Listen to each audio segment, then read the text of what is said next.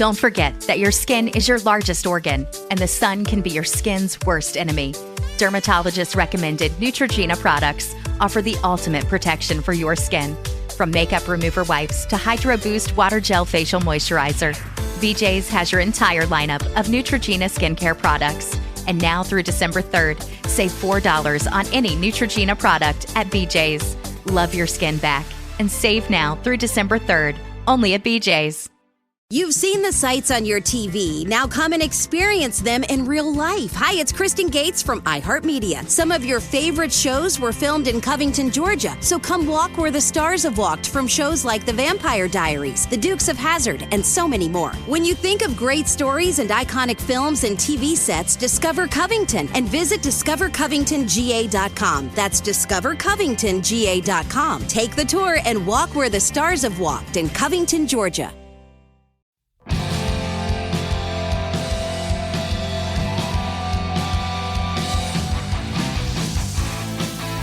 Times are old, in times of new, there's a guide to follow to make it true. It's the pop culture field, and you will.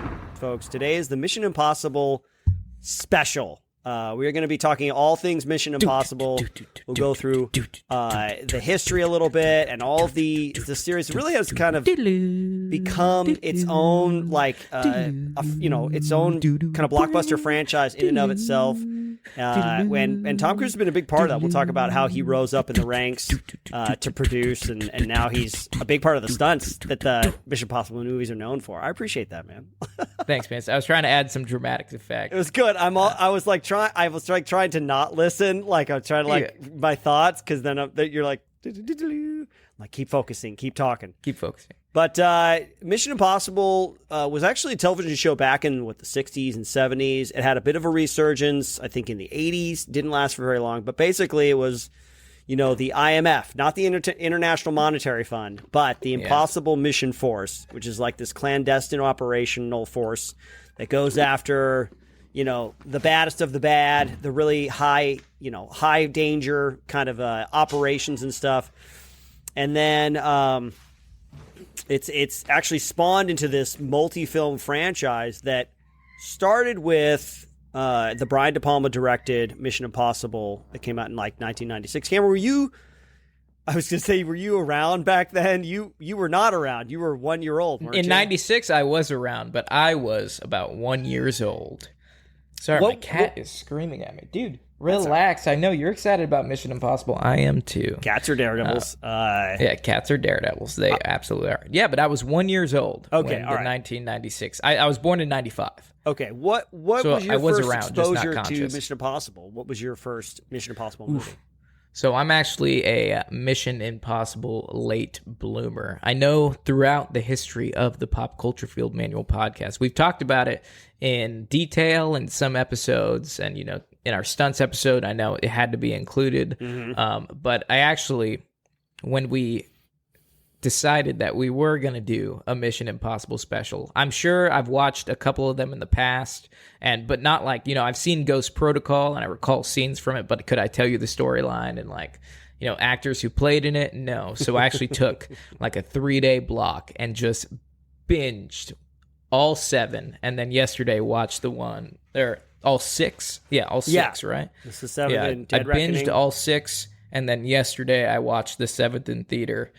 But what was your first exposure, man?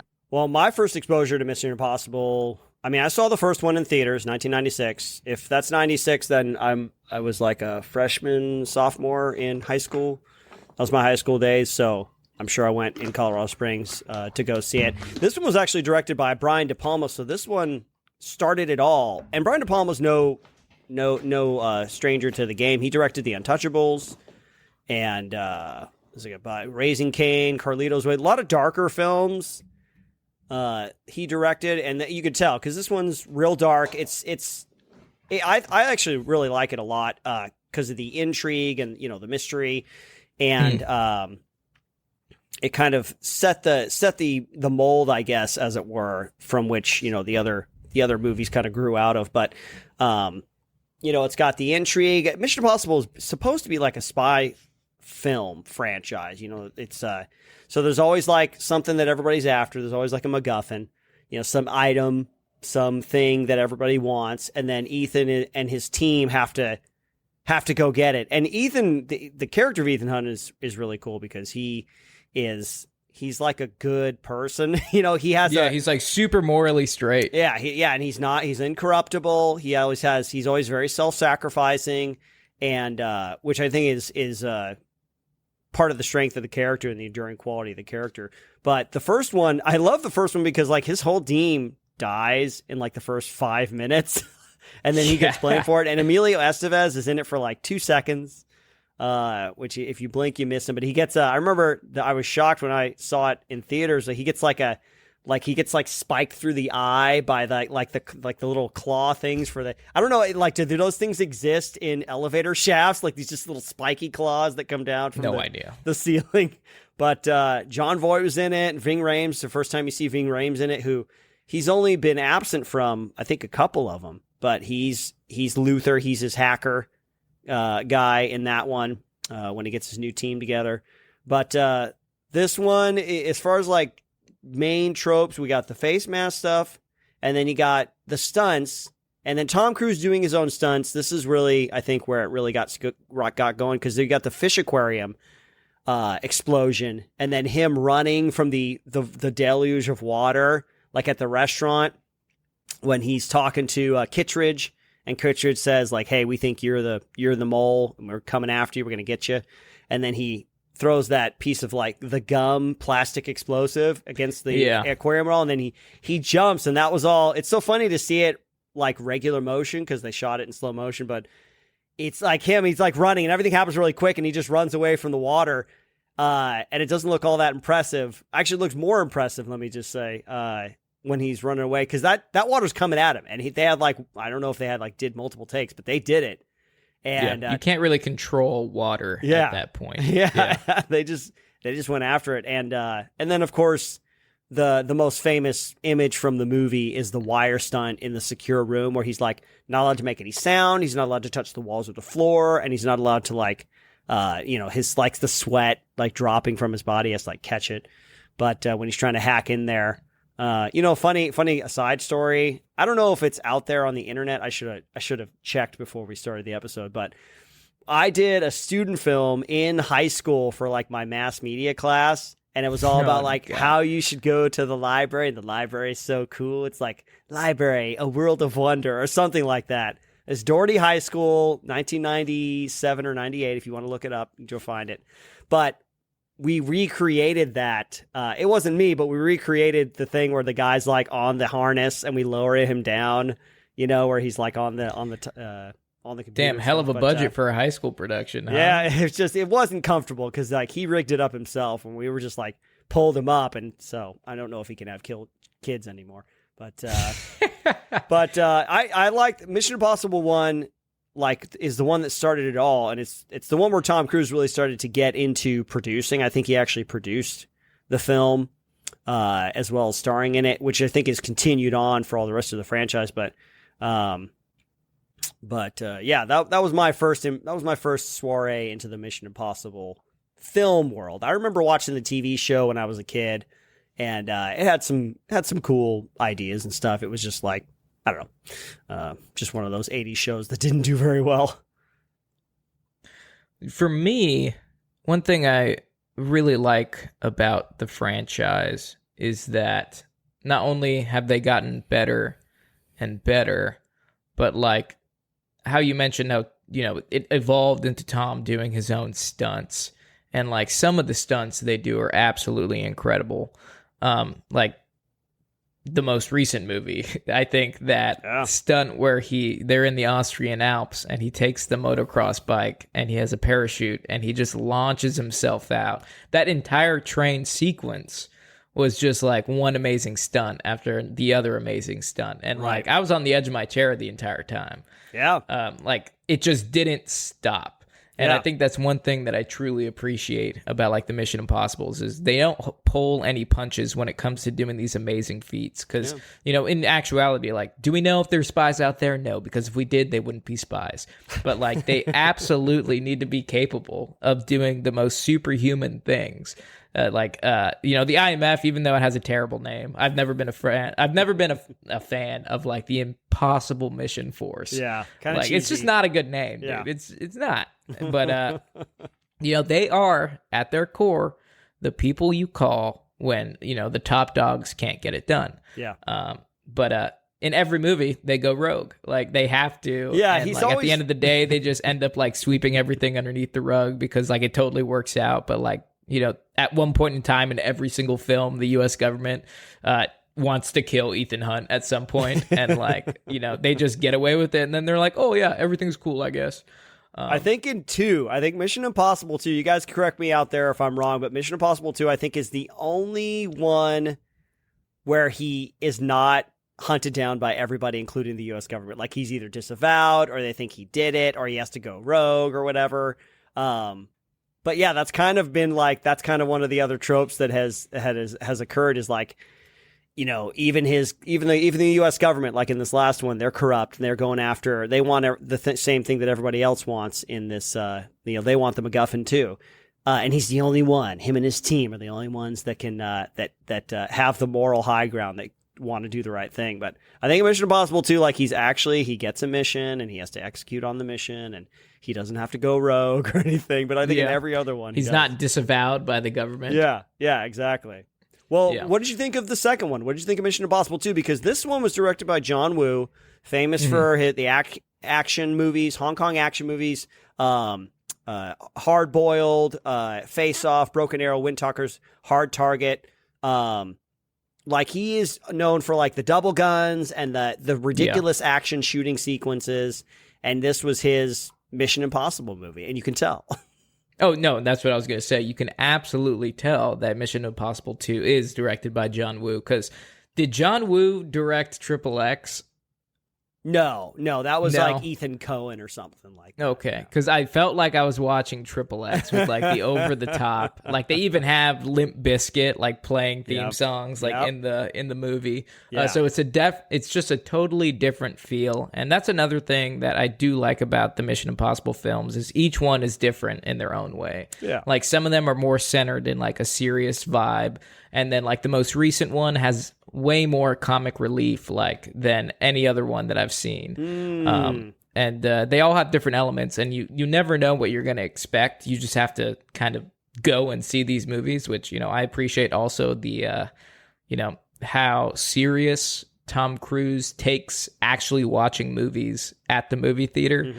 You know, you don't really see anymore the actor and the director before the movie starts like taking the time to like thank you for being at the movie theaters watching this. So that was a little thing I enjoyed about the new one. But no, the John Woo one, it's entertaining, but like I'm one of those freaking weirdos that like if something's not like true, and it's kind of hard to like, you know, push spy agenda that's like accurate, but like, you know, we've talked in depth before about like, you know, proper weapons manipulation and if that makes or breaks a movie for like say a veteran watching.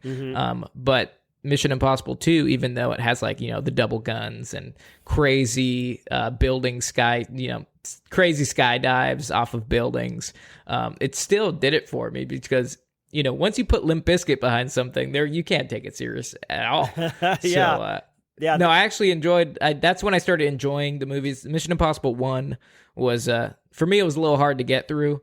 But then 2 was like, okay, I can, you know, after 2 was over, I was like, okay, let's see what 3 is all about. And then 3 was better. And then I was like, okay, well, let's see what 4 is all about. And then it just kept getting better and better. But what I do appreciate also about the Mission Impossible franchise is that they do not recast. That is like something they do not do. What do you mean? If there's a character, for example, like Tom Cruise's wife in the second one. And then what? When did the sixth one come out? 2018 from and then Fallout. Mission Impossible 2 was in the 90s or something. Yeah. And there she is, you know, over 15 years later. Yeah, Michelle Monaghan, or something. Yeah, in in it. And she's also in the 5th one as well. Like, she is a constant character played in the movies. And I do appreciate it. Plus, Luther's character, like, they never recast him. He is literally, like, in almost every single movie, and he, has no difference in character. He's like the voice of reason. He's the logic. He's like the wise guy that you listen to. Well, well, let's keep moving forward. Let's kind of move our way through, because I want to talk about Fallout. Spoilers. I think that's probably my favorite one so far. But Mission Impossible 3. What did you think about that one? This is directed by J.J. Abrams. It's got Philip Seymour Hoffman in there as the bad guy. It's the rabbit's foot. Nobody knows what it does. Everybody wants it. It's J.J. Abrams mystery box. I hate that. And who else we got? Michelle Monaghan. This is where he's trying to settle down, live a life, right? Billy Crudup, great actor, who is his handler. Kerry Russell, who, if you blink, you'll miss her because she dies in the beginning. Sorry. Simon Pegg's. Oh wait, is this the one when he's like settled down and then they approach him again? Yeah, this is the one where he's trying to settle down and he gets caught up and everything. So. Okay, see, I thought I'm getting them scrimped. There are so many of these. Dude, there's 7 of them so far, And they're all about the same thing, It's like there's a bad guy up to no good, and they have to call Ethan in. So I apologize for getting these confused. Usually there's like a stumble, like they lose something or somebody, they don't succeed maybe, and then they kind of have to get back into it. There's always some sort of like loss or fail in the beginning or in the middle, and then they have to kind of recover and like get in business and get things done. Okay. I do thank myself for doing this. When I was watching the movies, I opened my iPhone and started taking notes about my gripes. Let me just go back really quick to Mission Impossible 2. Okay. Because now I'm remembering the differences, because I wrote some notes here that I'm like, why? I think the whole point of these notes is like I said before, if you're a veteran watching, like some things bother you. Okay. So, for example, Mission Impossible 2. When they're... he has to get on that island that's like heavily guarded, and the guys are there and they've kidnapped. Don't they have somebody that he has to rescue? Newton's character, or I'm not sure. They're on an island, and like the 2 main baddies there that he has like the fight to the death to the end. Gray Scott and his like right hand man who is the bad guy in Moulin Rouge. Yeah, exactly. Well, here's my gripe. So first of all, it is an island, and it's like a decent amount off the coast of wherever they are. Mm-hmm. How the hell did he get on that island? Because it just like cuts to him like climbing up this seaside cliff. There is no boat. He is dry as can be. He's wearing a beanie. Like, he did not dive in. And since he did not dive in, that means he had to take some sort of craft. And it has 360 security on it. There is no way that he could get to that island just by boat without being spotted. And then he didn't dive in because he's completely dry, like I said. So I was just like, how the hell did he do this? Like, how did he get there? That Rick and Morty spoof where it's just like, how did I get here? And it like cuts to the lady and she's like, how did I get here? She's like on top of a lamp on the street. And she's just like, how did I get here? And he's like, don't use the vending machine. And anyway, so how did he get there? And then the combat sequences are super ridiculous. He has like the John Woo combat rolls, and like he's doing all these dives, and, like totally unnecessary. It was basically, it took me back to Wind Talkers, which you said was a John Woo film, where they're doing combat rolls all the time. So they did not shy away from the combat roll in number 2. Okay, now we're caught up. That was my gripe with number 2. Number 3, this is what I have on my notes. Ethan Hunt should have been shot numerous times, period. Just in all the gunfight scenes, like obviously. Yeah, no, he absolutely should have been shot. So this is when they intercept that old baddie. They face swap him out of the that big fancy dinner party, and they kidnap him in the bathroom. Yep. And then they switch identities with him. So basically, during the scene when those like Russian operatives come and try to rescue him with the drone, and like they fast rope in and they blow him up. Yeah, and they're in the vehicle and like they're fighting that drone. He gets on top of a vehicle to shoot the helicopter, which is only like 100 meters away. Yep. and no one on this helicopter is shooting back. They're even like, as he's like looking at them, it like shows the scene where he's like looking down barrel, and it cuts to the helicopter, and it's like showing the helicopter being hit by bullets.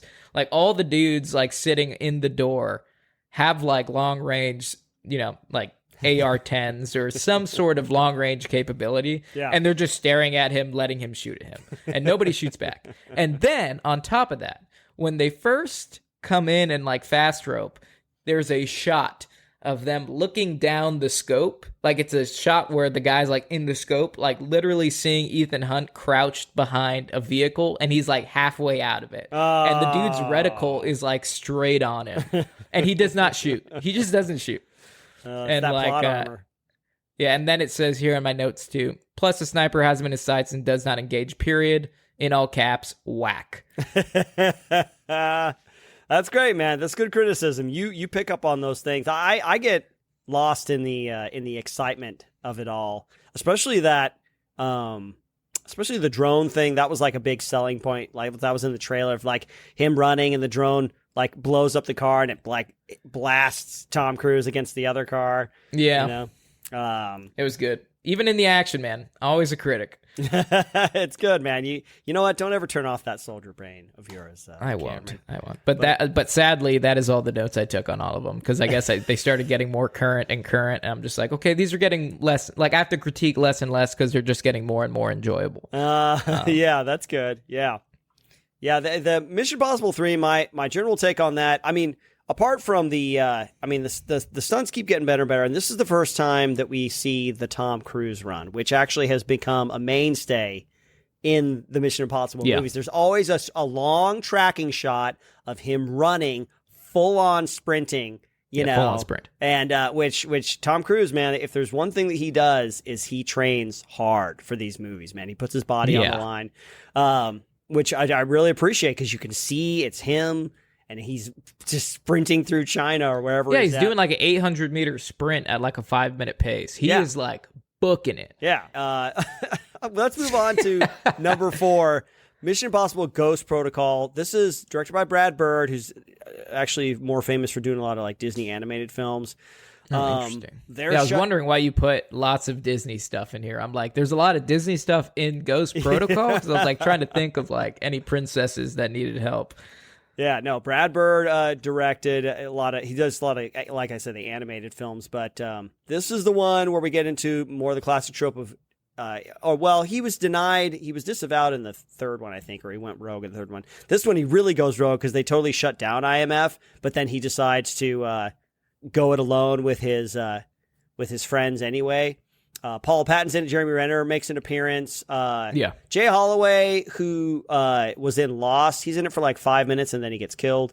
But I even forget what the MacGuffin is in this one. I know this. So this is the one where it has the big scene where he is climbing on the side of the Wiz Khalifa, the Burj Khalifa. The Wiz Khalifa, the Burj Khalifa. There you go, Burj Khalifa, and he's actually out there. It's really great if you want to Google the behind the scenes of him. Just like obviously he's on wires, he's not just climbing alone. Yeah, but still, he's out there. He's really out there. Yeah, he's out doing the big jump where he has to do the big kind of turning jump to go from one side of the building to the other, and that's really him doing it.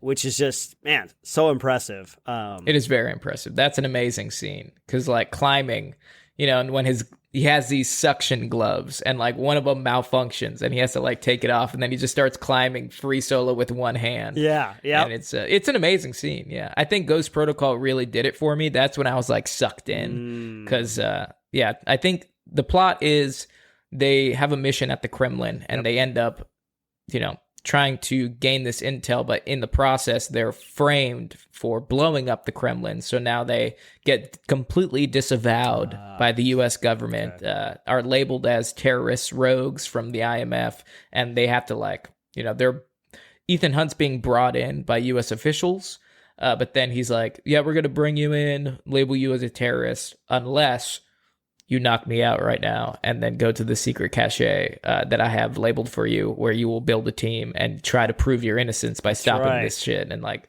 so that actor, that one older actor who's I forget, he's a British guy, but he gets killed though, doesn't he?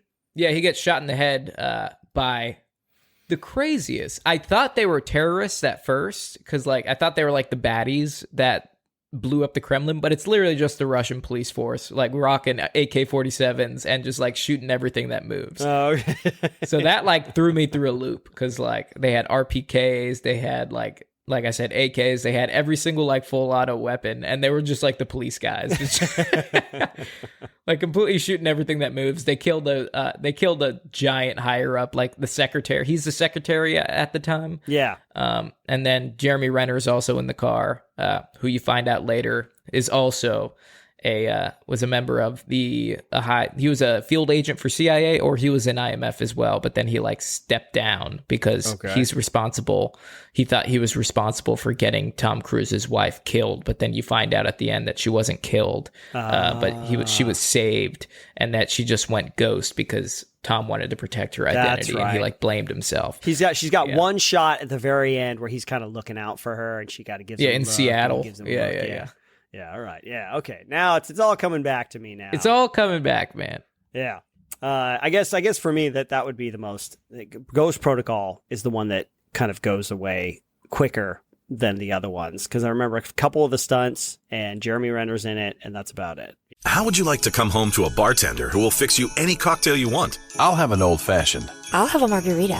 Now you can, with the Bartesian Home Cocktail Maker. Bartesian is a sleek machine the size of a coffee maker that makes premium cocktails at the touch of a button. Choose from over 50 different cocktails, from classics to the most exotic premium cocktails served in the best bars today. You'll always get freshly mixed, perfectly balanced cocktails with the Bartesian Cocktail Maker. And now get Bartesian's best Black Friday deal ever at bartesian.com/cocktail. Entertaining? The Bartesian is ideal for parties. No need to stock all kinds of individual mixers for complicated recipes. Every guest gets the cocktail of their choice in seconds. The Bartesian makes a wonderful gift for anyone who loves a fine premium cocktail. Now get Bartesian's best Black Friday deal ever. It's available right now, only at bartesian.com/cocktail. That's BARTESIAN.com/cocktail for Bartesian's best deal ever. Only at bartesian.com/cocktail. Don't forget that your skin is your largest organ, and the sun can be your skin's worst enemy. Dermatologist recommended Neutrogena products offer the ultimate protection for your skin. From makeup remover wipes to Hydro Boost Water Gel Facial Moisturizer, BJ's has your entire lineup of Neutrogena skincare products. And now through December 3rd, save $4 on any Neutrogena product at BJ's. Love your skin back and save now through December 3rd, only at BJ's. You know. Yeah. They start to blur together really quick. It's true. Yep. Yeah. Like moving on to Mission Impossible 5, Rogue Nation. Off the top of my head, I could not tell you. If we didn't have like notes written down, I would be completely lost in the sauce, because I honestly don't remember like much from. Is this where he's in a Russian prison? Or no, that's Ghost Protocol when they bust him out. Yeah, he busts himself out, I think. Yeah. This is Rogue Nation. These are the big bads in the Mission Impossible world. I forget what they're called, but they're an organization. The Syndicate? Is it the Syndicate? There you go. The Syndicate is like okay, now it's all the anti-IMF. And and this is the introduction of Rebecca Ferguson, the White Ilsa, Widow, right? Yeah, Ilsa, who she's an MI6 Oh, no, not agent. The White Widow. No, but, White Widow's the arms dealer. She's also in this, I think. Or no, okay. Is she in Fallout? I think she's in Fallout, actually. In the history of strong female characters, which we like to, it's kind of a trope at this point, or a meme at this point. But she's an MI6 agent. She's super competent, and she actually saves his life, I think, twice. In the beginning, he's in trouble, and she has her famous move where she jumps on the dude's shoulders and like snaps their neck or whatever, with like wraps her legs around or whatever. And then one of the coolest stunts of the whole franchise is when he has to go underwater into that supercomputer kind of area. Yeah, and he has to hold his breath, right? Yeah, he hold his breath, and I think he held his breath. In actuality, was able to hold his breath for up to 6 minutes. That's crazy. That's absolutely insane. And she had to do a little bit of the same. I don't think maybe to the extent that he did, but he actually, he does his job, but then he can't get out. He can't kind of pull the lever to expel the water, and she gets in there and she saves his life, twice. So a really great relationship they have that carries on through 3 movies at this point, Rogue Nation, Fallout, and then Dead Reckoning. She's in each one, which is super cool. And then Ving Rhames comes back, and then Sean Harris is the bad guy. He is like the leader of the syndicate. And I think at the end they have he has Simon Pegg in a vest, a bomb vest. And, and then they end up capturing him. And then that story actually follows into the 6th one, Fallout. Oh, by the way, I can't believe I almost neglected to say this, but in terms of stunts, going back to the stunt ideas, Rogue Nation, Tom Cruise on the side of a plane, man. Oh my God, yeah. I was waiting for you to end your thought so we could revisit that, because even though it's like he's, like the safety standards for this, like he's attached to the plane. Sure. But still, that's like him, and the plane's taking off. And I don't know, from being airborne, like, I've been in many C-17s, I've been in many C-130s. When the doors open up and like you're standing in the door alone, like the gust of wind hitting you is absolutely insane. And the fact that he was on the side of the C-17, just like taking it as it took off, I was just like, oh my God, like that is intense. Yeah, so cool. I mean, it's just like one of those things. By the way, a side note, one thing I want to give credit to is, actually, you know what? I'll hold that thought. Wait till we get to Dead Reckoning Part 1 and I'll tell you about something. But the racing the motorcycles too. This is something that he's become known for. He does it in Rogue Nation. I don't know if he does it I think he does it a little bit in Fallout too. But he's definitely a motorcycle guy. Like he's going high speed, very good at what he does when it comes to racing motorcycles. So good on him for that stuff too. He's no slouch. Tom Cruise is just a well-rounded individual. He is. He's a stuntman, he's an actor, he's a producer, he does it all. All right. Fallout 2018. Here we are. This is my favorite of all of the series of Mission Impossibles, because I think it just has everything. It has the bit of spy intrigue, right? It has a follow-on story from the previous one because Solomon Lane's back and now he's captured, but then he kind of gets busted out, and then Henry Cavill is as Carter. He's from the CIA. Rebecca Ferguson's back. Simon Pegg, Ving Rhames, everybody. Henry Cavill's such a great addition. He's like this hothead CIA guy. They got he's kind of like sent in to like keep an eye on Ethan Hunt. They have kind of the same goals in the beginning.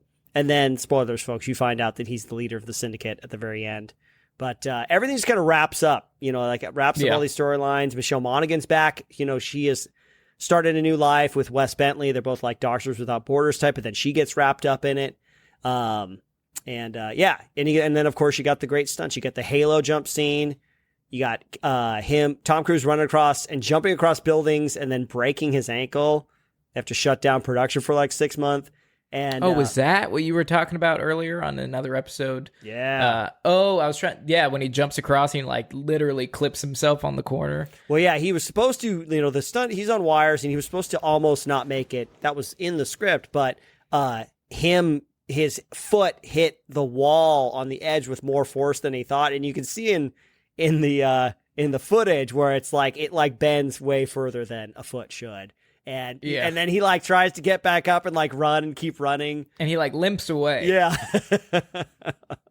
So he was out for 6 weeks and I don't even think it like fully recovered. They just had to keep shooting. So he's like, I'm back. We're going to do it, Yeah, you're going to run some more. Let's run some more. Yep. Yeah. No, it's funny you say Fallout's your favorite because it was my favorite out of the films as well, out of all the franchise. Just because there was absolutely crazy stunts. Like, I think if you're going to make a movie, like you should make it in the times that it deserves to be made in as far as like technology. Because like the stunts they did were absolutely amazing. That fight sequence in the bathroom with Henry Cavill, Tom Cruise, and that Asian guy. Yeah. Like that was an amazing fight sequence. And it had like comic relief when they're in the bathroom, like trying to scan his face. But all those drunk French guys come in and they're like, come on, we want to party too. Come on, dude. And then honestly, Tom and Henry Cavill get the absolute shit kicked out of them. Yeah, that like, Asian dude, I'm trying to look him up right now. He was no slouch, man. No, he rocked them. Yang is the actor's name. Yang Dang. This guy that they're after. He's a Chinese actor. He's John Lark, right? He's John Lark. He is John Lark, yeah. And then they end up killing him, or he gets shot by Rebecca Ferguson. And then Tom Cruise has to take his identity and meet Vanessa Kirby, the arms dealer. So he does a lot of fight coordinating. Actually, it looks like he's done a lot of stunt coordinating and fight coordinating in movies. Not a lot of acting, but he does a lot of stuff. So that's cool that he got that. I mean, there's not a lot of acting in it, but he probably coordinated the fight scene, you know. I would say so, yeah. And it was an amazing fight scene. Yeah. Brutal, just like real hardcore. Using weapons, using everything, just kicking the... I mean, it's what a thing, you know, to say that you've kicked the shit out of Tom Cruise and Henry Cavill. Like, what a feat and an accomplishment. Yep. But yeah, that fight scene's absolutely amazing. The plot, I think, is really good. There's, you know, triple crosses in it. You have great use of the mask. Classic spy. You know, you have brings back the masks. It has the helicopter chase scene at the end. Yeah. When like Tom Cruise gets in the helicopter and he's never flown a helicopter before and he's like learning on the fly. And he's just like, well, you know, the only way to take this thing down is you think he's going to do it with the payload, dropping it. And then he like misses the payload and he's like, crap. And then he just has to like literally ram them with the helicopter. And it just, I don't know how they would have survived that in actuality. Yeah. Like, but I mean, Hollywood magic. Yeah. Yeah. Do cardio. You want to survive helicopter crashes? Do lots of cardio. That's a secret. You know what? Let me say something about this series, or the character of Ethan Hunt is, he is not a Superman, right? He makes mistakes. He gets injured.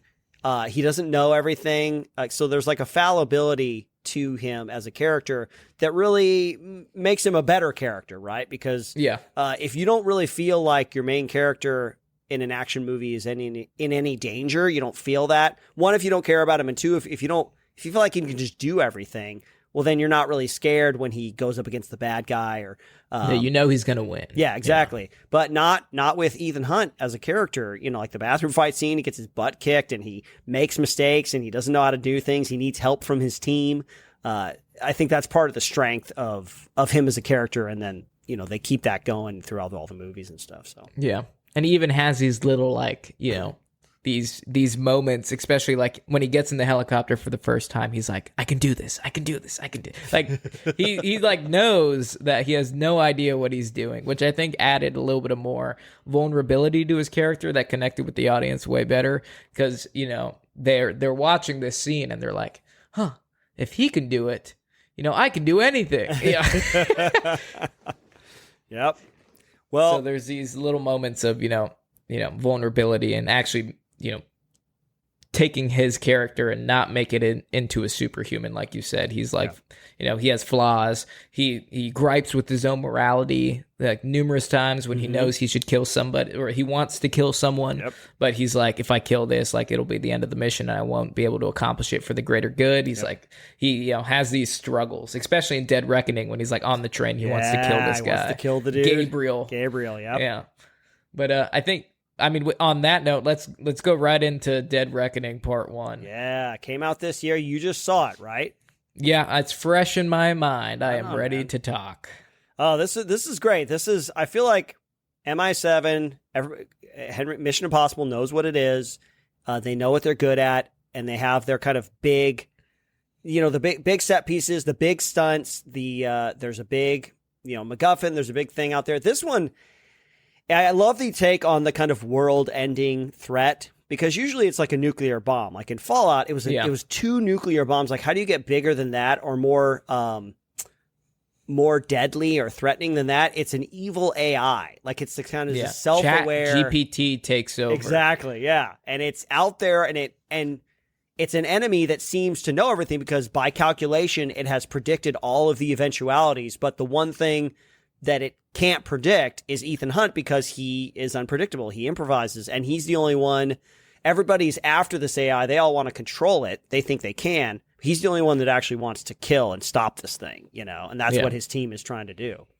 Yeah, too much power for one man, so might as well just get rid of it. Yeah. I liked that concept too, just because, like, how do you get bigger than a nuclear bomb? You do real world threats, and like, what's the biggest threat right now in everybody's mind is like, machine learning and AI. Like, what happens when this shit becomes sentient? Like, what happens when it realizes like it can control itself and that humans are the problem? Like, we literally just turned Mission Impossible into Terminator. Yeah, it's like Skynet goes online, and now we have Mission Impossible 72 in year 2932 or something. Yeah. Yep. I really enjoyed it. It started off a little whack though. Like the meeting between like all the heads. Big info dump. Yeah, the big info dump, and they keep like, that random guy just walks in, and you're like, who is that? You think it's the big baddie because all of us, like, throughout this sequence, and first of all, no brief that I've ever been in, regardless of how higher up people are in there and how profiled individuals are in there, they finish each other's sentences like flawlessly. like one guy will be like, and it's mission critical that this doesn't get out. And then he takes like maybe a half-second pause, and another guy begins, because of this blah blah blah blah blah blah blah blah. And then it's also, and another guy's like, and then it's like seamless information. And I'm like, first of all, it never works out like that. And then it keeps like in the midst of this info dump, it keeps like cutting to this guy, and he's just looking at the camera all wide-eyed, and you're like, why does the camera keep, like, I get it, like, I understand, like, there's this entire opening of this guy entering the room, going through security, and I'm already like curious in my mind who this guy is, but I don't need to be reminded every 4 seconds in like a 5-minute sequence, like, he's in the room just staring at people. Like, okay, like, I know this guy's important. It turned out to be Ethan Hunt, spoilers folks. But yeah, it was like that kind of started off. I was like, oh, I hope they don't go crazy with this stuff. And then it just, it got better and better and better. Yeah. But yeah, that was my one gripe with Dead Reckoning. But I really liked it a lot. Yeah. Yeah, I liked it too. Haley Atwell comes into it. She's a new character that gets caught up in the action. She's like an international thief who gets hired, it turns out, by the arms dealer, the White Widow. Yeah, the White Widow, who comes back from Fallout. But she gets caught up with Ethan Hunt and his character, and they really do some good character stuff where they put Ethan out there, like they kind of lay it all on the line about why he is who he is, kind of the core of who he is and what makes Ethan Hunt such an adversary for the AI, but then also like the heart of who he is like his self-sacrificing nature. And I got choked up at one point. I didn't expect to get choked up, but like, when he's talking, let me guess, is it that scene when they're talking, they're like, but you don't even know me? And he's like, what does that matter? Was it that scene? That is exactly the moment. It's anything like, you ever I can't do. promise you your safety, but I can promise you that your life is worth more than mine. More than my own. And that was another one of my gripes, dude. Come on, I'm sorry, I didn't mean to ruin it with you, but that one thief character, she cries so much in that movie. She's in a stressful situation. I know she's stressful, but like even when like Ethan Hunt originally meets her and he's like, I know you. Like, it's not even the AI guy that knows everything about anyone, but he's just like, I know you. You're a small girl that grew up in terrible circumstances. He gives her like her psychological profile. Yeah, and then she like becomes teary-eyed listening to this. If that was me, I'd just be like, all right, man, you went on Facebook. Like, congrats. And like she becomes teary-eyed, and I'm just like, okay, she becomes teary-eyed at that. She becomes teary. I mean, I would have saved it for like that dramatic scene because it was a choker, but then I remembered that she's a crybaby, and then I'm like, oh, okay. Another shout out to Palm. Rebecca Ferguson's back. The team's back. Simon Pegg, Ving Rhames, but Palm Clementif, who plays Mantis in the MCU, the Marvel Universe, she's like the lead henchman for Gabriel, and she even has like a bit of an arc in the movie, which is hard to do when she has maybe 2 lines in the whole. Yeah, she does. You know, but she does a really great job. She's like. I love it when they have a henchman with a little bit of character because you can tell the whole movie like she loves what she gets to do. She's like a believer. She believes in the AI. And then when she's after them, there's this great chase scene when Haley Atwell and Tom Cruise are in this little teeny Euro car, and and then Palm Clementif's in this giant armored truck, and she's going after him, and she's just like smiling and giggling the whole time, where she's like destroying cars and just having a hoot, running people over. Yeah, but. Yeah, she's great. And this one, we got the big stunts. I mean, the big one, obviously, is the big selling point of the whole movie and all the marketing campaigns materials is the big jump off of the cliff where Tom Cruise jumps off. He rides the motorcycle off the cliff and then he opens his parachute. I will say that this is not the first time this has been done. There's a 007 movie, I think it's Her Majesty's Secret Service, where there is a part where James Bond, the stuntman, for James Bond, rides a motorcycle off a cliff, and it's in one shot. Rides a motorcycle off a cliff, or no, it's not a motorcycle, it's ski. He skis off a cliff, kicks his skis away, and then opens his parachute, and it's like the Union Jack UK flag for the parachute, and it's like ba-da, ba-da. So that's something similar to that has been done, but not to take anything away from Tom Cruise. That definitely is, it's like the main stunt that sells the whole movie, Yeah. And not just that stunt, but like I said before, the entire train sequence, like when the train is crashing and they're like trying to get from car to car, that was like so intense. It's like slowly, each section is slowly being pulled down and falls into the cliff, and they're like running through each one. Yeah. So cool. They run through like the kitchen cart and it's like catching fire and all the fryer oil is like literally being dumped everywhere. Yeah, no, that was like, I was on this ever since he went off that cliff. Like that entire sequence was like a nail biter. Just like every second of it was awesome. Yeah. But I did enjoy another factor about MI7 before we wrap it up here is unless you have any final thoughts. I do enjoy the comic relief that was in it. Like, every Mission Impossible has like, a level of seriousness. Like, I didn't really feel like there was a lot of comic relief in Fallout, but in this one, like when they're going to the safe car in Rome and you see this beautiful Ferrari and you're like, oh, hell yeah. And all of a sudden the safe car is like this little beat up Fiat that like pulls out and he gets in and he's like trying to figure out how it works. And like the windshield wipers are going. He's like, I swear, like this doesn't happen. This is like new for me. He's like, sometimes it just takes me a second to figure out. And like they're pressing all the buttons and then he like takes the car off and he doesn't realize it's so fast and it like crashes into the thing. He's like, oh, I'm so sorry. Yeah. So like moments like that made the film for me. There's in all this seriousness and chaos, like a little comic relief is like, oh yeah, this is good. Yeah. Yeah. Way to go, man. Yeah. That's a good point. Well, now that we have gone through, by the way, there's still one Mission Impossible movie yet to come out at the time of this recording. Mission Impossible Dead Reckoning Part 2. We'll see how long it takes them to get through the writers and the actor strike. You can let us know, or we'll come back and do a check-in in the future. But anyway, that is, as they say, that. That's all the Mission Impossible movies. Let us know what you guys thought of Mission Impossible franchise. Do you like it, not like it? Which one's your favorite? Send us an email, pcfmpodcast@gmail.com, or you can send us a DM through our Instagram. That's where we're most active, and we'll check our Twitter sometime too. But yeah, man. Now, let's see. I don't see a fan question here, but we have a game, yes? We do have a game, yes. We don't have a fan question this week, so that gives you guys more reasons to send us that email because we love interacting with you guys. We love seeing and answering your questions. So don't be afraid to shoot us that email. But let's play this game, man. All right. I don't have it, so that means you're a game master. I am the game master. So, Cam, we have a fun game for you. Since you watched all of the Mission Impossible movies, congratulations, by the way. Thank you. Big feat. This game is called Mission Cam Possible. Oh, yeah. It's almost like Kim Possible. That's right. Hold for applause. I'll give you the name of a Mission Impossible villain, and you tell me in which movie they were the big bad.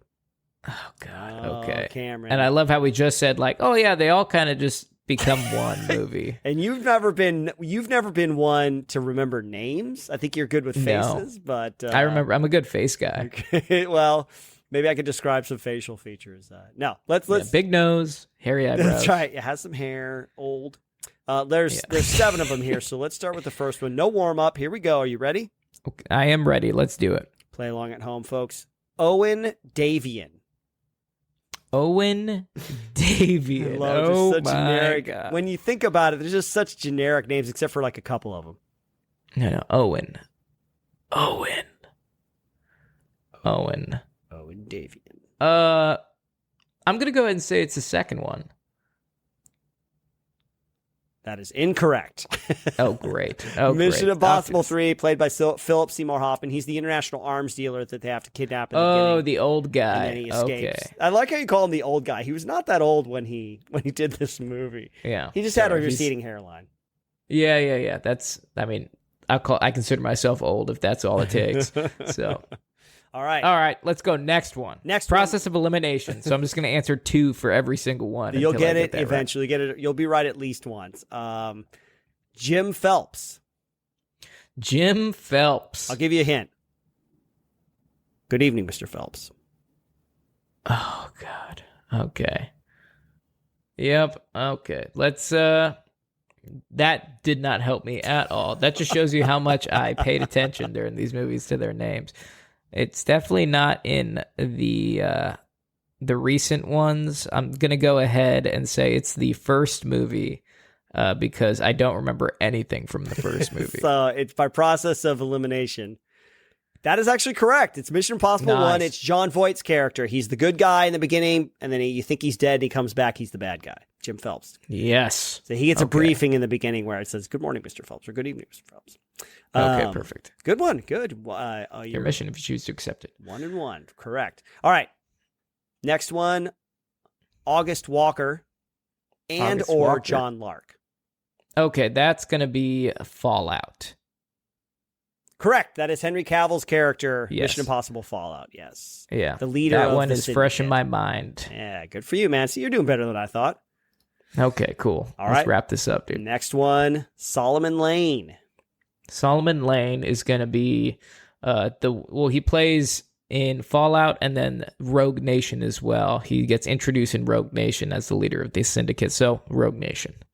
Correct on both counts. He's in Rogue Nation and Fallout. That's Sean Harris's character. Right on track, man. Right on track. Okay, here we go. All right, we'll see if we can keep it on the rails. Sean Ambrose. Sean Ambrose. Oh, great. Okay, back to square one. I'm just going to stick with my original plan here and just say Mission Impossible 2 for everything. Because I remember that guy who has the big brawl on the island with fisticuffs and chasing him on the motorcycle. I don't remember his name, but I'm assuming through process of elimination, since it's not the newer ones, it's either that or Ghost Protocol, but I'm going to send it and just say number 2. Correct. Your strategy paid off, man. Gray Scott's character, Sean Ambrose. He's the big bad Mission Impossible 2. Yeah, good job, Okay, man. cool. All right. So now my strategy is to say Ghost Protocol for every single one. We'll see. Unless something is like, oh, yeah, huh.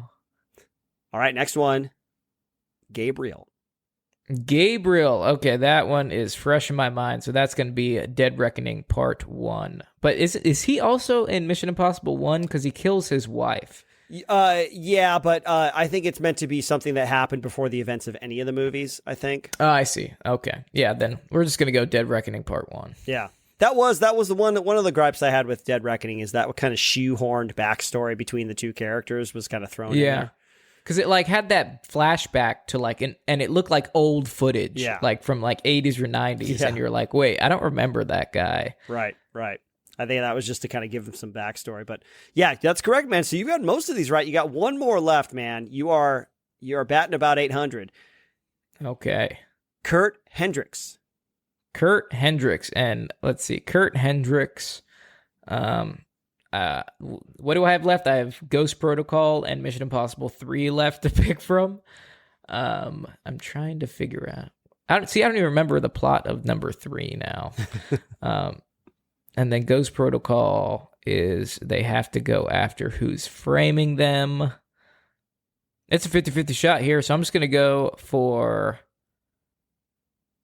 Mission Impossible 3. Screw it. Let's do it. Oh, not quite. You had good instincts. Ghost Protocol. You already had Owen Davey, and he was the first one. That was Mission Impossible 3. Oh, see? That's just me not thinking and being stupid. Well, hey, you got a lot of them. More of them correct than I thought you would. Oh, well, that's one. Well, 5 out of 7, Yeah, right? 5 out of 7. Good job, I'll man. take that. And with that, folks, how did you do at home? Let us know. But with that, that's going to do it for this episode of the Pop Culture Field Manual Podcast. Folks, thank you so much for joining us. New episodes every Wednesday. Check out our Patreon if you want exclusive Patreon-only episodes. And Once a month, we do a live stream of a movie with our top tier subscribers. So full unedited episodes, video and audio, extra episodes, and then a live stream for our top tier subscribers. So check that out, folks. Check out our merch. You can get that link in our Instagram. All sorts of good goodies out there. And we hope you stay safe and don't engage in any possible missions between now and next Wednesday. And with that, cue music.